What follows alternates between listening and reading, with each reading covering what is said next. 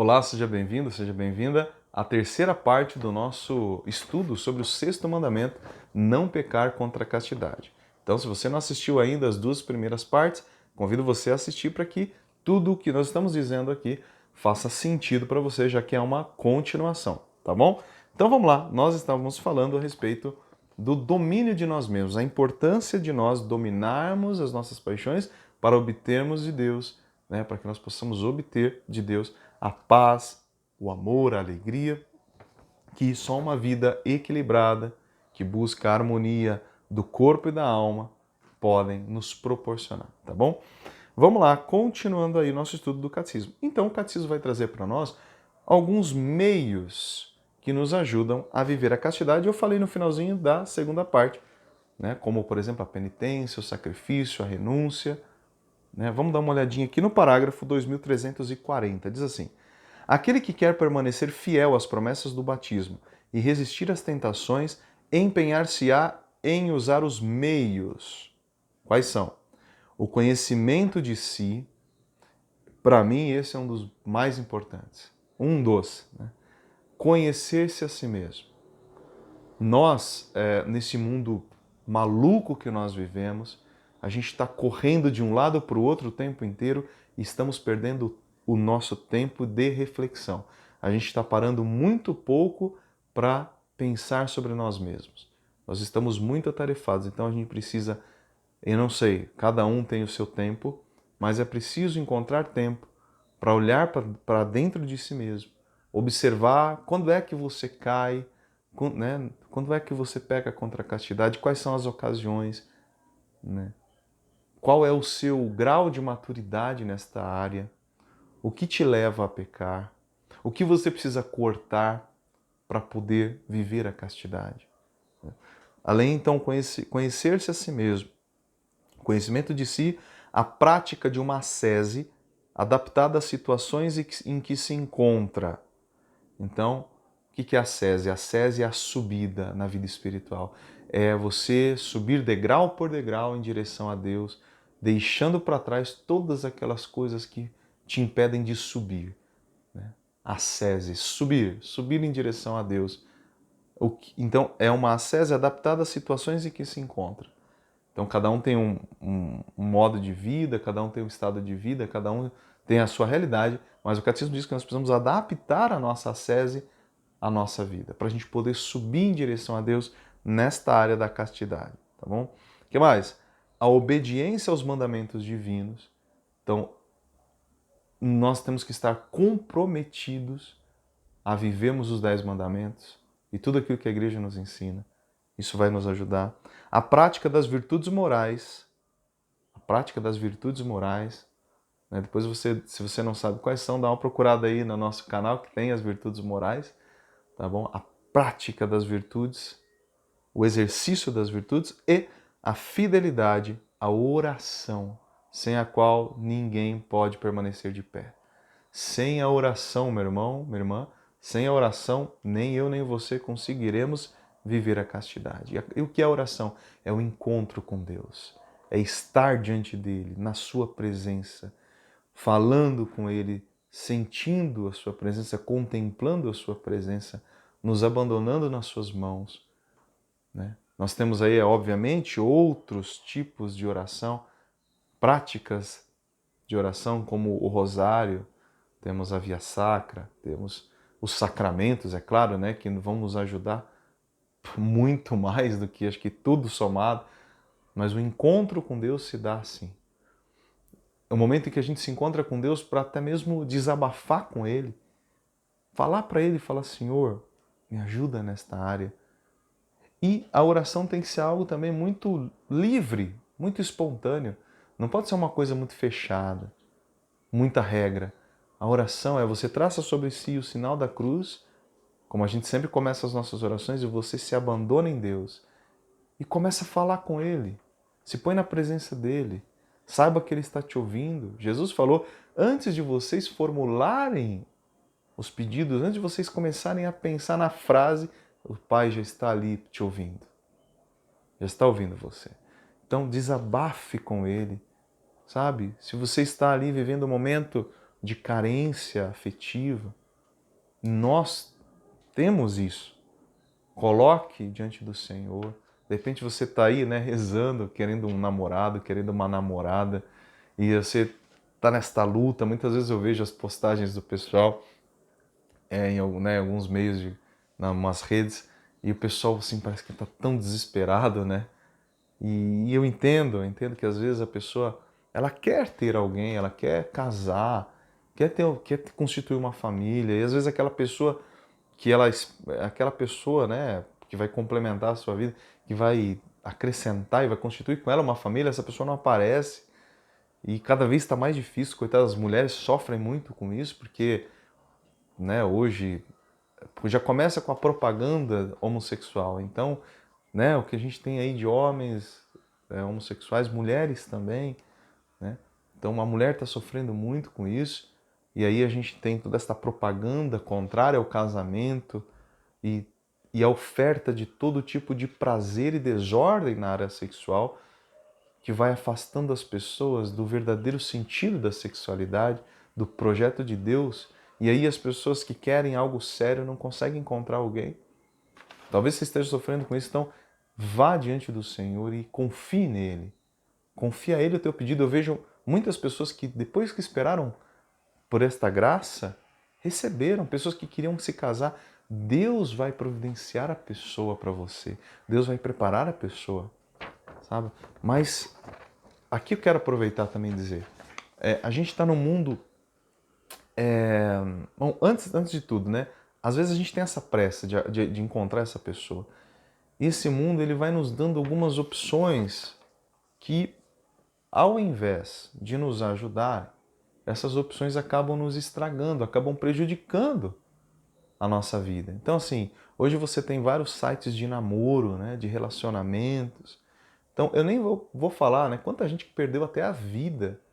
Perdeu a vida, morreu mesmo, porque acabou se envolvendo com uma pessoa que ela nem conhecia, conheceu na rede social, conheceu lá hoje nesses aplicativos. Então, esse mundo vai nos oferecendo esses meios de perdição, né? Claro, eu concordo, às vezes dá a graça, né? Digamos assim, Deus ele pega esse meio que não é aquele meio ideal e, sei lá, alguém acaba conhecendo uma pessoa e dá certo, e de repente são pessoas da igreja e acaba dando tudo certo. Tem até uns aplicativos de site de namoro só para católico, só para evangélico, só para cristão, tudo. Pode até dar certo, né? Mas isso é 1 em 1 milhão, né? 1 em 1 milhão. Então, assim, a gente tem que tomar cuidado, porque no momento que bate esta carência afetiva, esse desejo de encontrar alguém, o impulso para esses sites, para esses aplicativos, ele é imediato. Então aí você vai se cadastrar, vai procurar alguém, e aí, gente, né? Então, por exemplo, para quem é homem, você vai ficar olhando lá um monte de imagem de mulher, né? E a gente não adianta, o homem ele é muito visual, então vai pela beleza, né? Vai pela beleza. Então, a gente sabe, aí entra outro problema, né? Primeiro que você começa a olhar um monte de mulher mostrando o corpo, né? E aí a mente já começa a ser alimentada por esse tipo de coisa, né? Então você começa já a olhar com desejo, e aí isso pode levar à masturbação, certo? Isso pode levar, olha, tantos casos aí, até de adultério. E quantos casos de adultério existem por esses meios, por essas redes sociais? Às vezes a pessoa entra lá, escondido da esposa, escondido do marido, porque está carente, porque o marido de repente não trata tão bem quanto a mulher gostaria, e aí bate a carência afetiva, vai para esses lugares, e aí é só perdição, né? E aí eu estou falando dos aplicativos, dos sites de relacionamento, mas aí nós temos o próprio Facebook, nós temos o Instagram, né? Hoje a gente tem aí até o TikTok eu não sei tanto, mas tem esses Facebook e Instagram, né? Que as pessoas podem conversar um pouco mais, e o Facebook de modo especial. Então, assim, a gente acaba por não ter esta paciência, porque vai exigir da gente paciência, entendeu? Não é assim, você quer namorar, Deus vai providenciar, mas é preciso ter paciência.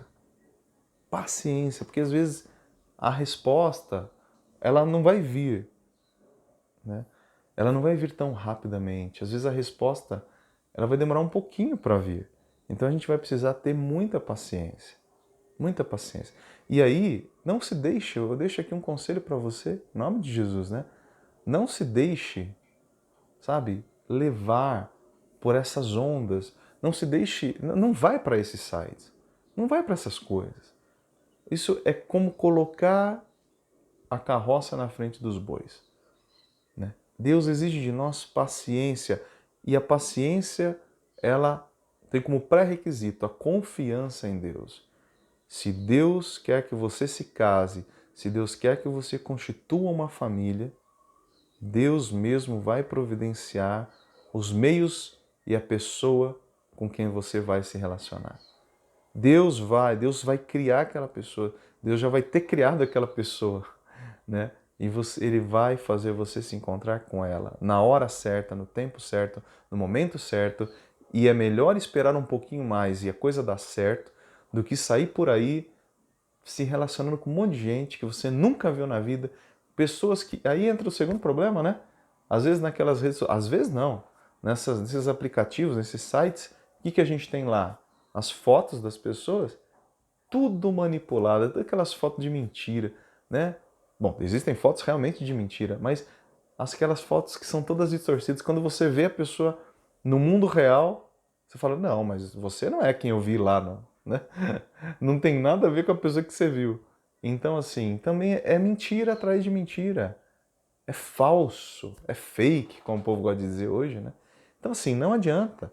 Tenha paciência, é melhor esperar um pouquinho mais, segurando na mão de Deus, mergulhado, crescendo na vida espiritual. E ali, Deus, nesse período, Deus vai te preparando para que você encontre a pessoa certa. E quando você encontrar, você vai ser feliz, você vai com essa pessoa pro altar e você vai constituir uma família com ela, você vai ter filhos com essa pessoa e, com a graça de Deus, viver uma vida com ela até os últimos dias da sua vida, até que a morte os separe. Então esse é o desejo do coração de Deus na nossa área da vida sexual. A gente não pode ficar aí brincando com essas coisas, porque quem brinca com fogo vai se queimar, certo? Então tenha paciência, né? Se for necessário desinstalar os aplicativos, desinstale. Olha, eu quero dizer para você, se você quer mesmo uma coisa séria na sua vida, se você quer alguém sério para constituir uma família com você, e se você quer um compromisso sério com Deus, seja mais radical se for preciso. Se o Facebook está te atrapalhando, está te levando para o pecado, está embolando o meio de campo, como a gente diz, exclui tua conta. Exclui a tua conta do Facebook. Tem que ter coragem para fazer isso.